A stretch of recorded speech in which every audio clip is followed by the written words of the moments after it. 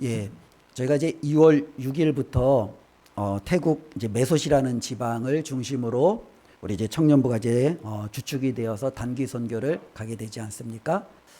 단기 선교를 갈 때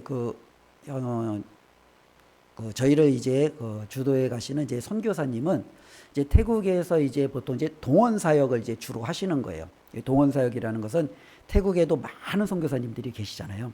근데 이제 웩이라는 이제 국제 선교 단체에서 각 나라마다 이제 마도 이제 태국에 이제 치앙마이라는 곳에서 이제 거점을 두고 이제 많은 분들이 와서 태국의 곳곳으로 이제 선교사님들이 흩어지시잖아요.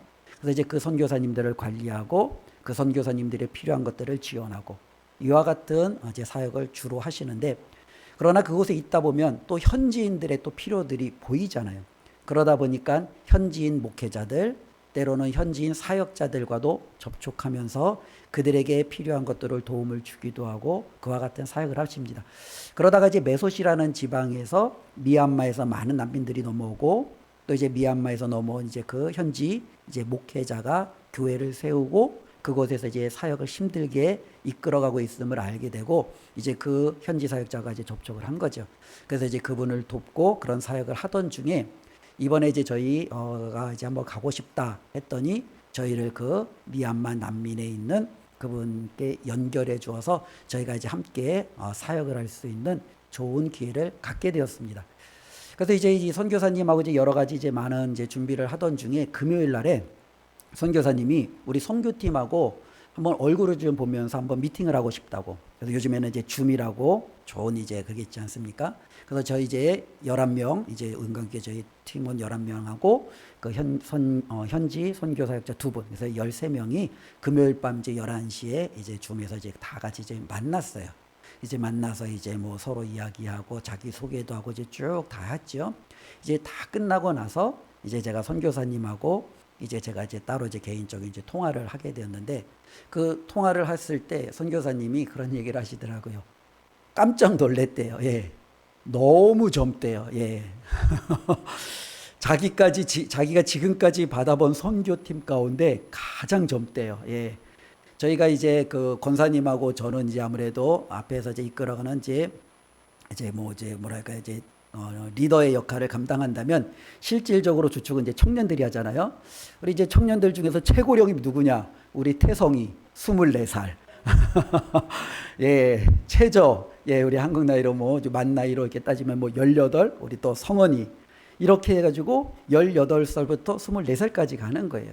그러니까 이제 선교사님이 그 얘기를 하면서 굉장히 좋아하시더라고요. 예, 이렇게 젊은 사람들이 야, 이렇게 많이 올 수 있구나 라고 하면서 지금까지 자신들이 받아봤던 단기 선교팀에 보면은 굉장히 많은 다양한 연령층이 있고, 특별히 그 연령층들이 어쩌면 현지에서 사역하기에는 좀 이게 현지 선교사님들도 좀 많이 좀 버거웠던 적이 없지 않아 있었나 봐요. 왜냐하면은 한 선교사님이 이제 제가 아는 이제 그 현지 선교사님한테 얘기하는 거예요. 고민을 얘기하는 거야. 이번에 선교팀이 온대요. 그래서 이제 그 다른 교회 선교팀이 오는 거죠. 근데 그 선교팀에서 오는데 어린이 사역을 이제 주로 해야 된대요. 근데 그 어린이 선교 사역을 해야 되는 그 선교팀의 주축이 60대 이상이래요. 그러면서 이제 고민을 하는 거예요. 어떻게 해야 되죠, 선교사님? 그러면서 이 어린이들과 분명히 여러 가지 장단점은 있죠. 어쩌면은 아이들은 만지지 못하고 다가서지 못하는 것을 어른들은 품어주고 안아주고 바로 탈 수 있을 거예요. 그와 같은 차이점도 있을 거예요. 때로는 아이들은 조금만 이제 적응이 되고 환경이 되면 또 아이들과 또 함께 또 신나고 이제 여러 가지 적응하면서 사역하는데 폭발적인 에너지가 나오겠죠. 그러나 그 적응기까지는 청년들 때에는 아무래도 여러 가지 다가서는 데 있어서 어려움도 없지 않아 있을 수 있겠죠. 이와 같은 장단점들이 우리 가운데 있다는 것을 좀 보게 되는데요. 바로 이런 어쩜 여러 가지 상황을 보면 하나님께서 우리가 살아가는 많은 곳곳에서 저마다 부르시는 곳이 다 다르다라는 거예요. 어떠한 사람이 볼 때는 왜 하나님이 나를, 왜 하나님이 저 팀을, 왜 하나님께서 우리에게는 이렇게 생각할 수 있지요. 우리가 생각할 때는 좀 더 낫고 좀 더 괜찮은 좋은 사람 혹은 좋은 팀이 왔으면 하는 바람도 있을 수 있겠지요. 그런데 하나님의 여러 가지 부르심에는요, 우리의 상상을 초월하고 때로는 우리가 생각하는 것을 벗어나는 경우들이 굉장히 많다라는 거예요. 그런데 이와 같은 것을 왜 그렇게 우리가 받아들일 수밖에 없느냐? 하나님이 이상한 것이 아니라는 거예요. 하나님이 이상한 게 아니라 이 세상 자체가 이미 이상한 거예요. 그러니까 이 세상에서 저와 여러분들이 어디를 가든 그것은 이상할 수밖에 없는 거예요. 그것은 어울리지 않을 수밖에 없는 거예요. 우리는 어떻게 해서든지 이상한 이 세상에서 하나님의 부르심을 맞춰가려고 그것이 이상하지 않다라고 우리는 끊임없이 그렇게 생각할 수 있을지 모르지만 이 세상 자체가 이미 우리가 생각하기에 그렇게 호락호락한 세상이 아니라는 겁니다. 그래서 하나님이 부르시는 저마다의 모든 삶의 환경을 보면 그것이 얼마나 정말로 어렵고 힘든지 우리는 말씀을 통해서 누누이 살펴볼 수 있지요. 요셉은요 애굽으로 부름을 받았지요. 그리고 이스라엘은요 애굽에 있다가 가나안 땅으로 부름을 받았습니다.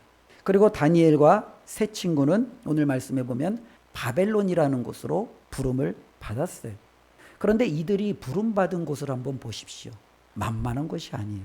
이 애굽, 어쩌면은 이 애굽은 수많은 신들이 있는 곳이죠. 온갖 신들이 다 있는 곳이 바로 이 애굽이에요. 그곳에 바로 이 요셉이 부름받은 거예요. 이스라엘 백성이 가나안 땅으로 도착했는데 이 가나안은 7족속뿐만 아니라 주변에 여러 신을 이방 신을 섬기는 무수한 민족들이 도초에 자리 잡고 있는 그 한복판에 이스라엘 백성은 부름을 받은 거예요. 다니엘과 세 친구도요. 바벨론이라는 거대 제국, 당대 최고의 제국이지만 그러나 하나님을 대적하고 하나님하고는 전혀 상관없는 그곳으로 그들이 부름을 받았다라는 거예요. 즉 이 세상 어디가 됐든 때로는 그것이 무엇이 되었든 우리가 부름받는 그곳은 결코 우리의 생각처럼 쉽고 괜찮고 편안한 길은 없다라는 거예요. 우리가 한번 우리 자신을 한번 생각해 보십시오. 하나님께서 저와 여러분들을 부르신 곳은 어디입니까? 지금은요 하나님께서 우리를 가정 안에 부르셨어요. 명절이니까요 그 명절에는 시댁 혹은 내가 속해 있는 그 공동체 가운데 하나님이 우리를 부르셨어요. 학생들에게는요 학교라는 곳에 부름이 있고 직장인들에게는 직장에 부름이 있고 또 세상의 수많은 교회 가운데 하나님께서 우리를 이 은강교회로 불러주셨어요. 세상에는 얼마나 많은 나라가 있습니까? 근데 그 수많은 나라 가운데 하나님은 저와 여러분들을 이 대한민국에 우리를 불러주셨어요. 우리가 속했던 이 모든 것 하나하나 보면 쉽고 우리가 편하게 생각할 수 있는 것이 없어요. 가정도 어려워요. 직장도 어려워요. 이 사회도 어려워요. 세상에서 우리가 있는 모든 것들이 그렇게 우리가 생각하는 것처럼 쉽고 편안한 길이 그렇게 자주 나타나지 않는다라는 것을 우리는 알 수 있습니다.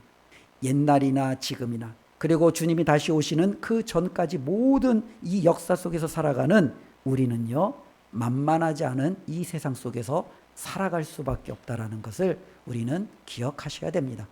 그러면 우리는 한번 하나님 앞에 질문을 해볼 수 있습니다. 하나님, 그러면 왜 하나님께서는 나를 이 세상에서 정말로 이 가정으로 때로는 이 교회로 또 이 공동체로 이 나라로 저를 부르셨나요? 하나님, 왜 나를 그곳으로 부르셨나요? 라고 우리는 질문해 볼 수 있지요. 요셉은 하나님 앞에 고민하며 기도하며 질문할 수 있어요. 하나님, 내가 아버지 집에서 내가 고향 땅에서 그렇게 잘 살고 있는데 왜 나는 뜻하지 않게 이 애굽 땅에 버려진 채로 제가 이곳에 하나님 와야 됩니까? 그들은 하나님, 이 요셉은 하나님 앞에 물어볼 수 있죠. 다니엘과 세 친구는요 하나님 앞에 질문할 수 있어요.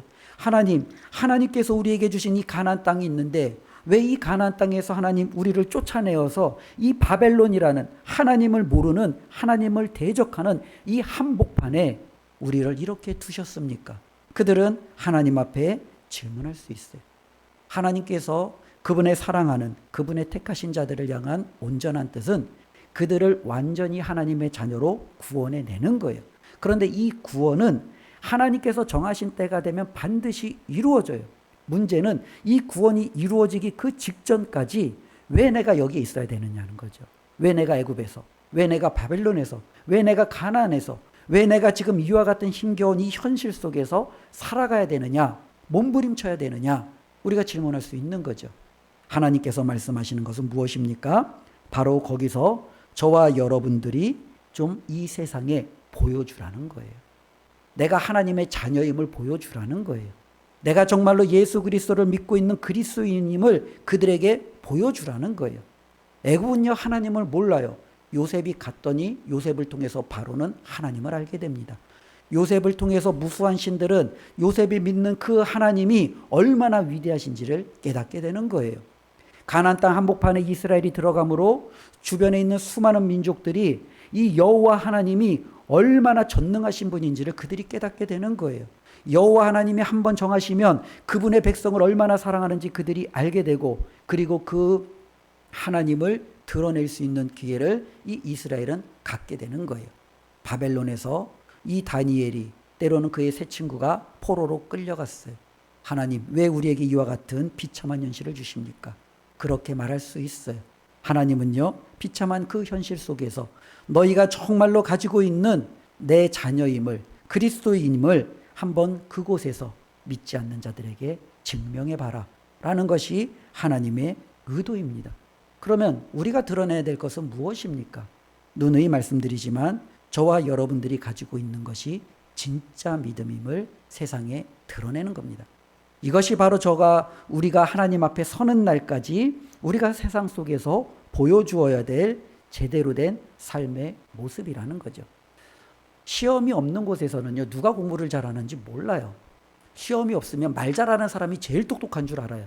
힘 있는 사람이 제일 괜찮은 사람인 줄 알아요.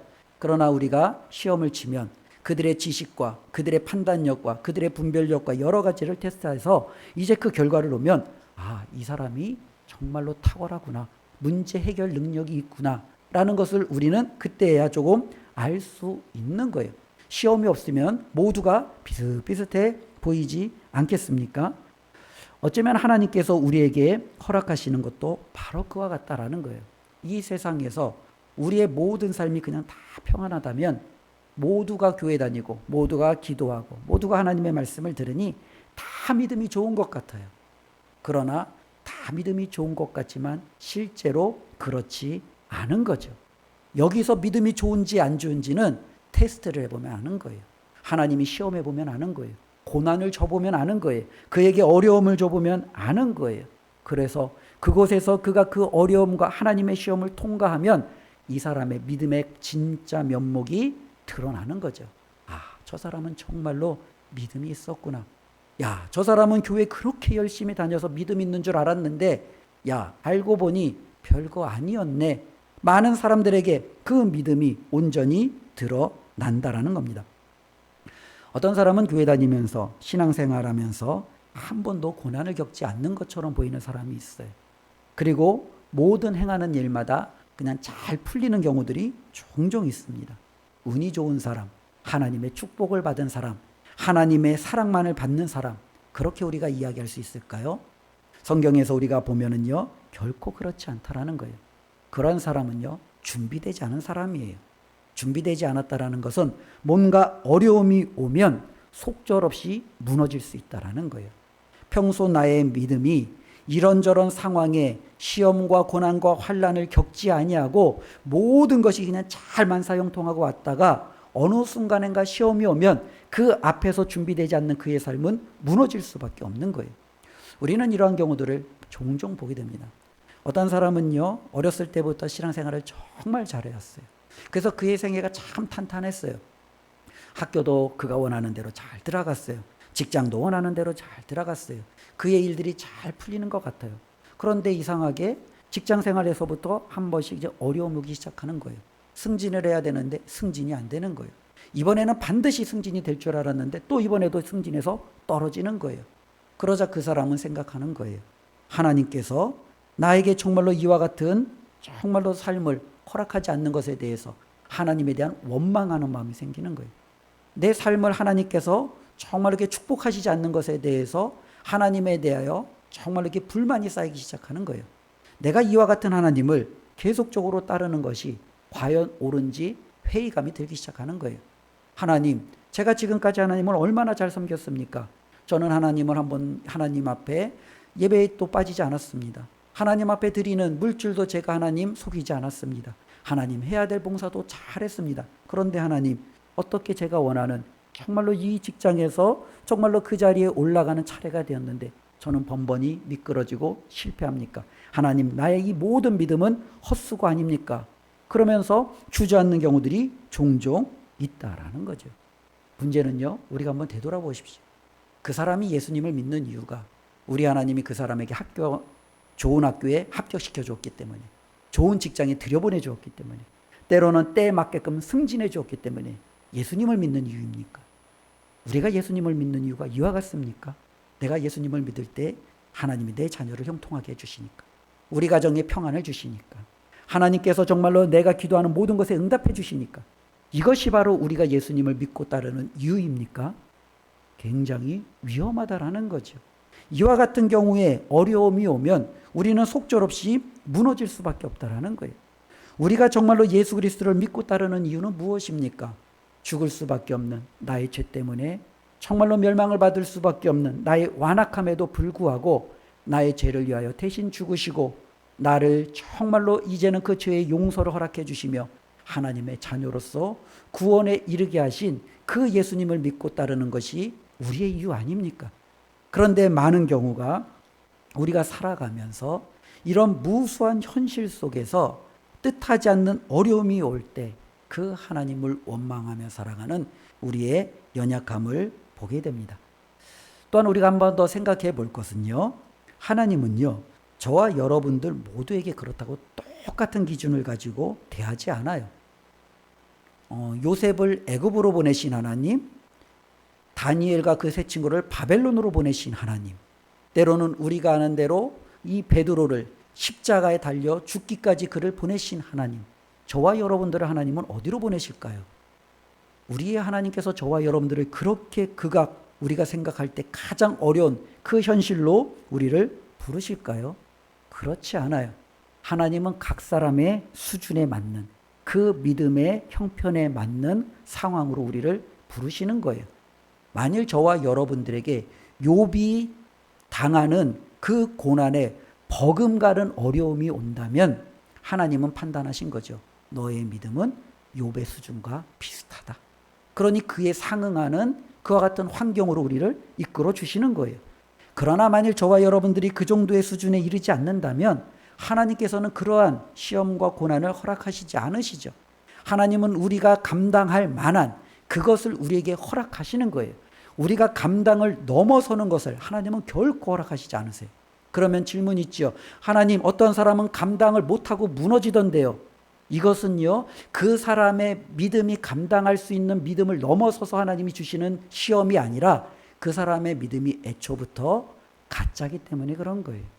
우리가 여러 가지 환난과 어려움 중에 무너지는 것은 내 믿음이 정말로 연약해서 내 믿음의 수준에 넘어서는 시험을 하나님이 주셨기 때문에 내가 무너지는 것이 아니라 내 믿음이 처음부터 가짜이기 때문에 넘어지는 거예요. 그러니 하나님 앞에 저와 여러분들이 받는 무수한 삶 속에서 오는 여러 가지 고난과 환난과 어려움은요, 결코 저와 여러분들이 감당하지 못해서 우리를 무너뜨리게 만들 수 없다라는 거예요. 많은 그리스도인들이 이것을 날마다 체험하며 살아가고 있지 않습니까? 가정에 무수한 어려움이 와요. 자신의 삶에 무수한 어려움이 와요. 욥의 아내처럼 하나님을 차라리 저주하고 떠날 수 있어요. 그런데 안 떠나더라고요. 여전히 하나님 앞에 부르짖더라고요. 여전히 하나님을 붙들더라고요. 여전히 주님 앞에 정말로 나와 살려달라고 정말로 외치더라고요. 그들은 끊임없이 그 하나님을 어떤 상황 속에서도 놓지 않는 거예요. 그것이 그들이 가지고 있는 믿음입니다. 그러나 어떤 사람은 그 상황 속에서 하나님을 저주하고 떠납니다. 내가 지금까지 헛수고했다라고 하면서 두 손을 털면서 나가버립니다. 그것은 그에게 그 전부터 그에게 믿음이 있는 것처럼 보였지만 믿음이 없었다라는 것을 증명할 뿐이라는 거예요.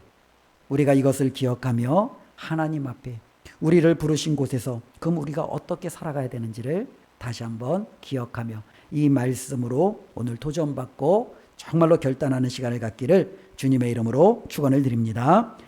오늘 말씀을 제가 방금 서두에서 계속적으로 했던 그와 같은 순서에 따라서 이 말씀을 다시 한번 우리가 한번 적용해 보았으면 좋겠습니다. 1절에 보니까요, 바벨론의 느부갓네살이라는 왕이 있죠. 이 느부갓네살은 바로 유다를 무너뜨렸던 왕이었습니다. 그가 이제는 유다를 무너뜨리고 제국 모든 것을 다 이제 이제 다 종복일 마무리가 되었던 것 같습니다. 그리고 나서 이제 그가 자신의 모형을 딴 금신상을 만들었다라고 1절에 기록하고 있고요.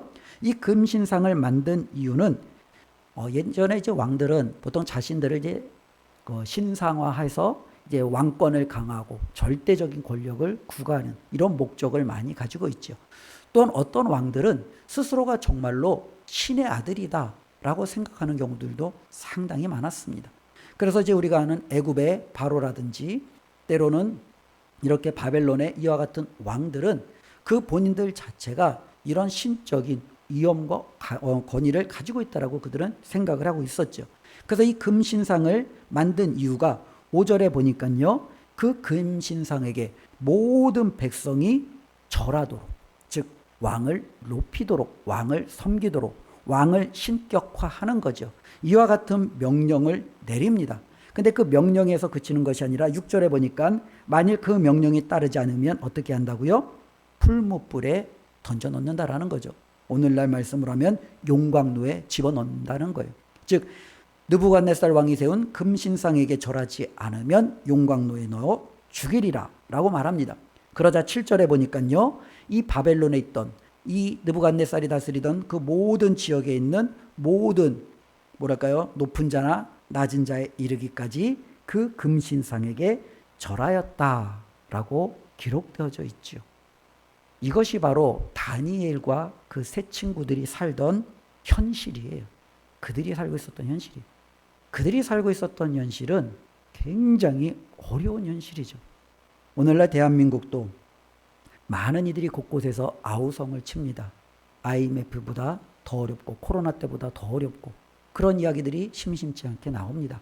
많은 젊은이들로부터 여전히 정말로 이 대한민국의 저주 섞인 목소들이 여기저기서 끊임없이 나타납니다. 많은 사람들이 힘들다고 못 살겠다고 그렇게 외치죠. 예전이나 지금이나 모든 사회에서 살아가는 사람들에게는요, 그 현실이 그렇게 녹록하지 않아요. 그런데 우리가 살아가는 현실이 아무리 힘들어도 제가 볼 때는요, 이들보다는 나은 것 같아요. 그렇지 않습니까? 우리는 금신상에게 절하라고 누가 외치지 않아요. 그러면 너를 감옥에 보내겠다, 너를 용광로에 집어넣겠다, 너의 목숨을 뺏어가겠다.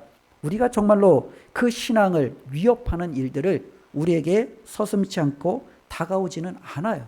그런데 이들은요, 이와 같은 현실 속에서 살아가야 돼요. 이와 같은 현실 속에서 살아갈 때 어떠한 사람들은요, 말 그대로 회의감을 가질 수 있는 거예요. 하나님, 왜 하나님께서 나를 이곳으로 보내셨습니까? 정말로 하나님께서 나를 그냥 가나안 땅 그곳에서 있었다면 내가 그곳에서 하나님을 잘 섬길 텐데 하나님 말도 안 되는 이곳으로 저를 보내주셔서 어떻게 제가 여기서 믿음을 가질 수 있겠습니까? 하나님, 저로 하여금 믿음을 포기하라고 하는 것이 하나님의 의도입니까? 하나님 앞에 반문하며 나아갈 수 있겠죠. 어쩌면 다니엘과 세 친구는요, 상황이 호전되지 않는 것들 때문에 더 힘들어할 수 있어요. 우리가 1장에 보면 그들이 이제 포로로 끌려왔을 때 똑똑하고 외모가 준수한 사람들은 왕을 섬기도록 따로 교육을 하고 그들을 세워나가잖아요. 그때 이 다니엘과 세 친구는 그 우상에게 드려진 그 제물의 음식을 먹지 않기 위해서 이제 환관장에게 요청하여 그들은 채소만 먹는 그와 같은 일을 통해서 하나님의 은혜를 체험합니다. 어쩌면은 왕이 내린 산의 진미를 먹은 사람들보다 단지 우리가 말하는 그냥 풀만 먹었는데도 이들의 외모와 용모가 훨씬 더 준수하고 아름다운 거예요. 그것을 통해서 그들은 하나님이 우리와 함께하고 있구나, 하나님이 나를 지키시고 있구나 라는 것을 경험하고 체험했어요. 그리고 그들은 왕에게 나아가 좋은 자리를, 높은 위치에서 섬길 수 있는 그런 특권도 얻었습니다. 이제는 그들의 삶이 잘 풀릴 것 같은데 전혀 그렇지 않은 거예요. 뜻하지 않게 더 어려운 시련이, 더 어려운 고난이 그들 앞에 온 거죠. 음식의 문제는 아무것도 아니에요. 어쩌면 음식보다 더 어려운 금신상에게 절하지 않으면 그들이 이제 죽을 수밖에 없는 그 현실로 그들은 내몰리게 된다라는 거죠. 이것이 이들이 살아가야 되는 삶의 현장이었습니다. 그런데 그 현장이 점점점 더 어려운 거는요, 오늘 다니엘서 3장 우리 8절 말씀인데요. 한번 읽어볼까요? 8절 읽겠습니다. 그때 어떤 갈대아 사람들이 나와 어떤 갈대아 사람, 그래서 이 갈대아 사람들은 바로 이제 바벨론의 이제 여러 가지 지위를 가진 사람들이죠. 모든 사람들이 금신상에게 절했는데 이 다니엘의 세 친구는요, 사드락, 메삭, 아벳느고는요, 절하지 않았어요. 근데 이것을 유심히 쳐다봤던 사람들이 있어요. 바리새인들이 마치 예수님을 유심히 쳐다보죠. 왜요? 그를 고발할 것, 그를 정말로 무너뜨릴 그런 건덕지를 찾기 위해서. 이들도 마찬가지로 갑자기 먼 타국에서 뜬구름없이 나타난 이들이 왕의 총애를 받기 시작하자 굉장한 시기 질투가 일어났죠. 그러던 찰나에 마침 그들을 무너뜨릴 기회를 그들이 찾게 된 거예요. 그래서 그들은요, 왕에게 나아가서 이들을 참소하죠. 근데 이 참소한다라는 것은 다른 사람들을 무너뜨리기 위해서 모함하는 것을 말하잖아요. 이 참소하는 것의 특징이 있죠. 이 참소를 가장 잘하는 존재가 있죠. 누구예요? 사단이죠. 그래서 사단을 가리켜 참소하는 자라고 말하기도 하잖아요. 이 사단이 참소했던 대표적인 모습 중에 하나가 뭐냐면 욥을 참소하는 거예요. 그렇죠? 바로 이들은 마치 사단처럼 악한 영의 정말로 그 부하들처럼 이제 믿는 그 하나님의 자녀들을 참소하는 것들을 우리는 볼 수 있죠. 세상은 이와 같다라는 거예요. 우리가 살아가는 세상은 우리에게 거의 호락호락하지 않아요. 하나님을 적대하도록 만드는 세상이에요. 하나님을 대적하도록 만드는 세상이에요. 그리고 이 대적하는 것을 우리가 정말로 거부하면 내버려두냐? 내버려두지 않아요. 우리를 언제나 참소해요. 우리를 고발해요. 우리를 무너뜨리려고 언제나 정말로 그들은 혈안이 되어 우리를 살펴보고 있다라는 겁니다. 특별히 이와 같은 모든 상황을 보면은 하나님께서 좀 개입하실 만도 한데 하나님께서는 이 모든 상황을요 그냥 그대로 허용하세요. 하나님께서 이 모든 상황을 그냥 그대로 허용하신다라는 거예요. 이것이 바로 하나님께서 이 땅을 하나님의 뜻 가운데 섭리해 가시는 방법 중에 하나예요. 우리 많은 믿는 사람들이 하나님 앞에 믿음을 가지고 이 땅을 살아가면 하나님이 모든 회방, 모든 참소, 모든 고난을 다 막아주시느냐? 그렇지 않아요. 하나님이 허용하시는 경우가 굉장히 많다라는 거예요. 사단이 한 번은 하나님 앞에 나왔습니다. 욥을 보니까 시기질투, 어쩌면은 그 안에 분노가 끓어오르는 거예요. 저 욥을 무너뜨리고 싶은 거예요. 하나님 앞에 나아가 참소하죠. 하나님, 욥을 보셨습니까? 하나님이 욥을 보았느냐? 그 사단에게 묻습니다. 그러나 사단이 대뜸 하나님 앞에 반문하죠. 어찌 욥이 까닭 없이 이유 없이 하나님을 잘 섬기겠습니까? 하나님이 그에게 잘해줬기 때문에 하나님을 잘 섬기는 거죠. 하나님이 그를 동방의 제일 가는 부자로, 하나님께서 그에게 정말로 많은 자녀들을, 하나님께서 그에게 풍성한 지혜와 건강을 주셨으니 그 이유 때문에 하나님을 섬기는 거죠. 라며 참소하기 시작합니다. 그때 하나님은요, 이 사단에게 정말로 그 욥에게 주었던 그 모든 복을 빼앗을 수 있는 것을 허용하십니다. 왜냐하면 하나님께서 보고 싶어 하시는 것은 바로 이와 같은 거예요. 이 사단이 말하는 것이 틀렸다라는 것을 하나님은 보고 싶어 하는 거예요. 이 욥이 하나님을 따르는 것이 하나님이 주신 축복 때문이 아니라 그의 믿음이 하나님을 향한 진실함이었음을 하나님은 드러내고 싶은 것이죠. 오늘날도 하나님은 마찬가지라는 거예요. 우리는 그것이 힘들고 어려울 수 있어요. 우리는 그것 때문에 때로는요 하나님 앞에 부르짖을 수 있어요. 그러나 하나님은요 저와 여러분들이 이 세상 속에서 우리의 믿음이 잘못되지 않았다라는 것을 하나님 앞에 언제나 증명하며 때로는 그것을 드러내며 살아가야 되는 정말로 그 하나님의 허용하심 속에서 살아가고 있다라는 겁니다. 욥을 시험하는 사단의 목적은 그를 무너뜨리는 거예요. 그런데 욥에게 시험을 허용하시는 하나님의 의도는 이 사단의 의도처럼 그를 무너뜨리는 게 아니에요. 오늘 이 다니엘의 세 친구를 참소했던 사람들은요, 이 세 친구를 죽이려고 하는 것이 그들의 의도예요. 그럼 하나님은 그것을 허용하셨잖아요. 그럼 하나님도 이들을 죽이는 것이 하나님께서 행하시는 의도인가요? 그렇지 않아요. 하나님의 의도는 결코 그렇지 않다라는 겁니다. 하나님께서 의도하시는 목적은 무엇이냐면 온 세상으로 하여금 욥을 기준으로 하면 욥이 가지고 있는 믿음을 한번 보라고 그를 드러내시는 거예요. 사단이 그렇게 회방하고 방해하는 너희들이 가짜라고 생각하는 이 욥의 믿음이 얼마나 제대로 되었는지 한번 두 눈 똑똑히 뜨고 한번 보라는 거예요. 이 다니엘의 세 친구를 하나님께서 이 어려움 가운데 허용하시는 경우는 모든 사람들이 느부갓네살의 금신상에게 절하고 하나님을 대적하는 그 세상 속에서도 하나님을 온전히 섬기고 하나님을 향하여 신실한 마음을 가지고 절대적으로 그 하나님을 떠나지 않는 이들의 믿음을 한번 보라는 거예요. 하나님을 섬기는 것이 어떠한지 너희의 두 눈으로 한번 똑똑히 보라는 거예요. 이것이 바로 하나님께서 이들에게 허락하시는 이유죠. 하나님이 우리에게 보여주시는, 어쩌면 허락하시는 많은 고난과 역경도 이와 같은 이유에 있다는 것을 우리들이 꼭 기억하셔야 되는 것을 다시 한번 생각해 보았으면 좋겠습니다. 하나님은 저와 여러분들이 힘들어 무너지는 것을 원하는 것이 아니에요. 어쩌면 왜 가정에서 어려움이 와요? 그 어려움 속에서도 믿음을 지킬 때 하나님은 말하는 거예요. 봐라, 이 상황 속에서도 믿음 지키는 내 아들을, 내 딸을.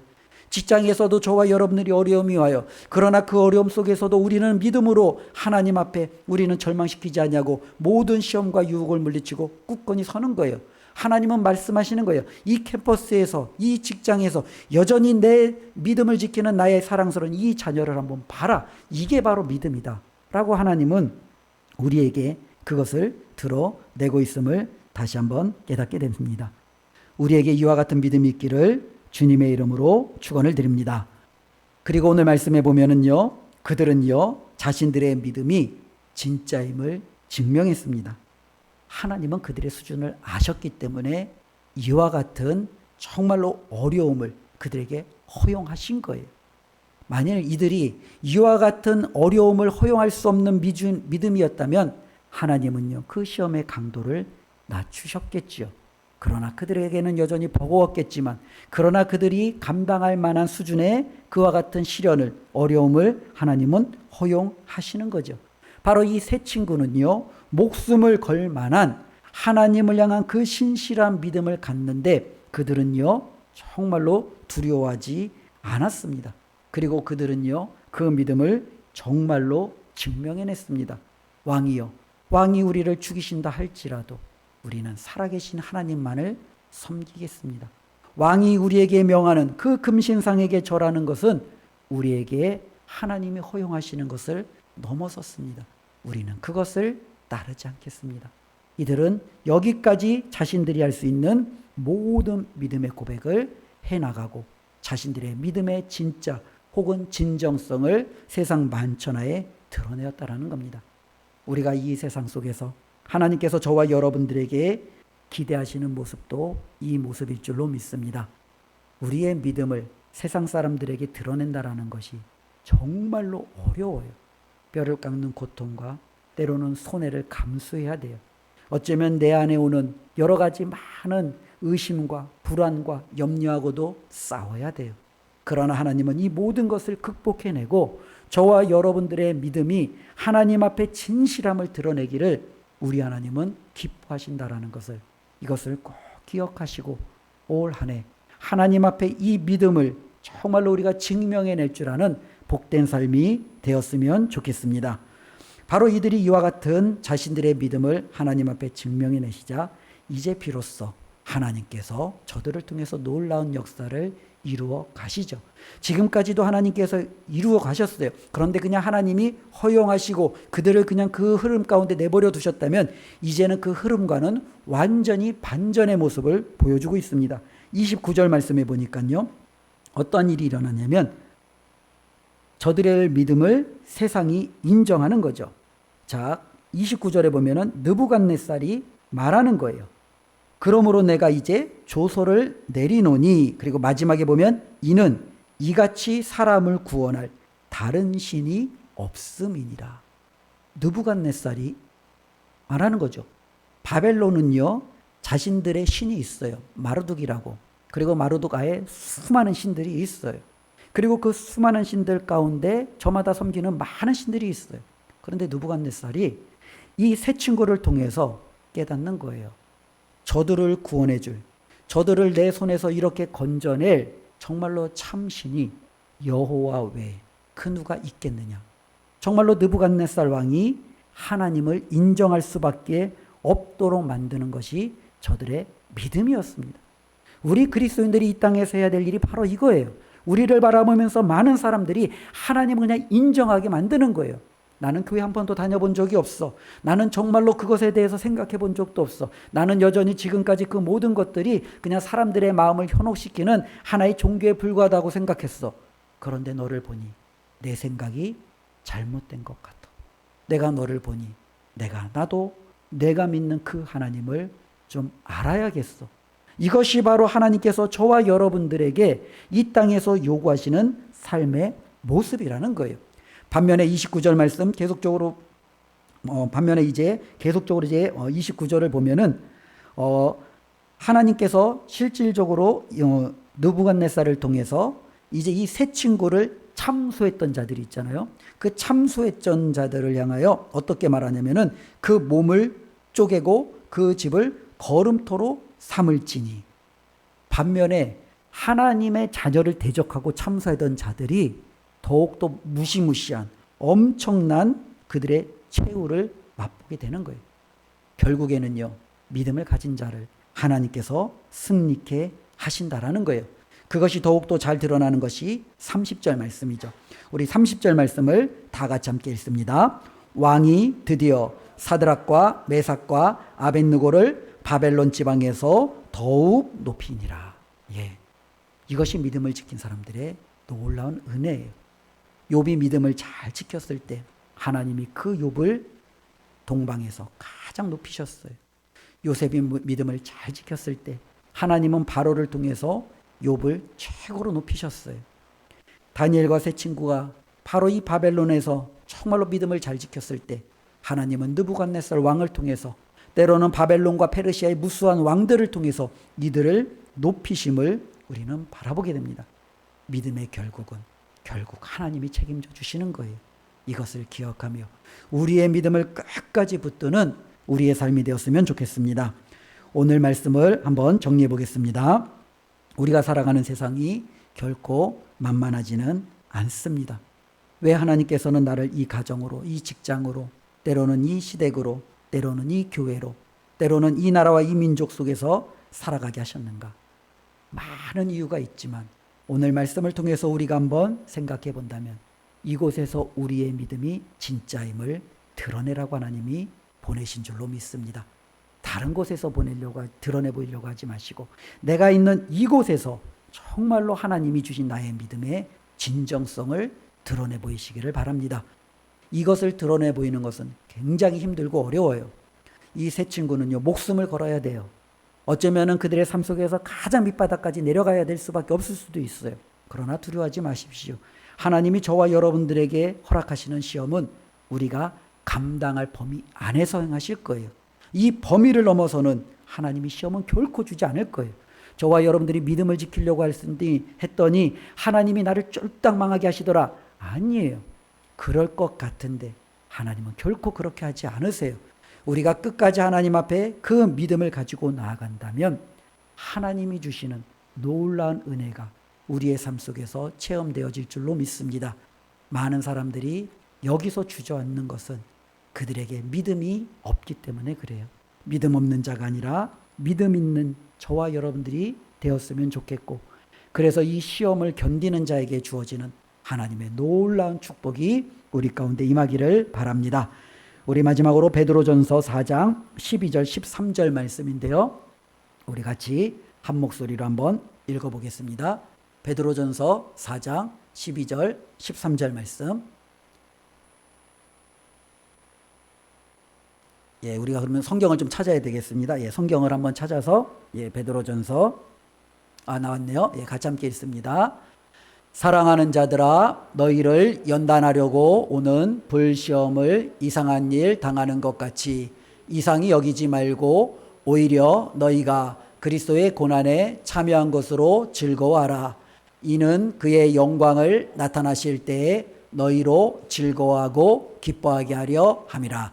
예, 말씀 잠시 두시고요. 이 말씀 한번 우리가 기억하며 오늘 말씀을 결론을 내면 좋을 것 같습니다. 너희를 연단하려고 오는 무엇을 이상한 일 당하는 것 같이 이상히 여기지 말고 뭐예요? 불시험을. 우리에게 오는 불시험을 이상히 여기지 말라는 거예요. 우리 많은 믿는 자들에게 여러 가지 시험이 와요. 근데 그냥 시험이 아니에요. 무슨 시험이에요? 불시험이에요. 이상한 게 아니에요. 당연한 거예요. 왜 하나님이 나에게 이런 시험을 허락하시느냐? 마지막이죠. 그의 영광을 나타나실 때 우리가 이 시험을 잘 이기고 우리의 믿음을 증명하고 하나님 앞에 섰을 때 그때 비로소 하나님이 주시는 진정한 기쁨, 즐거움, 하나님이 주시는 은혜를 우리로 하여금 어떻게 해요? 누리게 하시려고 주시는 거예요. 그러니 현재의 고난을 우리가 잘 감당하여 하나님이 주실 장차 놀라운 영광에 우리가 기쁨으로 참여하는 놀라운 축복이 우리 모든 성도님들의 삶 가운데 임하기를 주님의 이름으로 축원드립니다. 기도하겠습니다. 하나님 감사합니다. 오늘도 하나님의 말씀을 함께 나누었습니다. 그렇습니다. 하나님, 우리는 이 세상에서 살아갑니다. 결코 만만하지 않은 세상입니다. 우리를 참소하는 자들, 하나님을 대적하는 자들, 그리고 수없이 많은 어려움들이 우리를 공략하며 무너뜨리려 합니다. 하나님, 이 어려운 상황 속에서도 믿음을 지키며 세상에서 아름답게 밝게 빛났던 수많은 믿음의 선배들처럼 우리도 하나님 그와 같이 설 수 있도록 도와 주시옵소서. 믿음을 포기하고 저버리고 뒷걸음질 치는 자가 아니라 어떤 상황 속에서도 이 믿음을 넉넉히 드러내어 하나님이 주시는 모든 시험을 감당하고 장차 주님의 영광에 참여하는 저희들의 삶이 되게 하여 주시옵소서. 예수님의 이름으로 기도드리옵나이다. 아멘.